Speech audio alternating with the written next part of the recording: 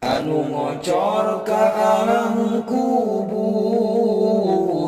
tiru dina hadis Rasul, hiji sodaqah jariyah, ikhlas karena Gusti Allah.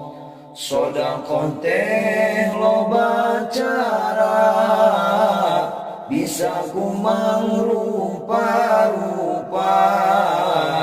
ku ilmu tanaga harta, kumaha wae carana.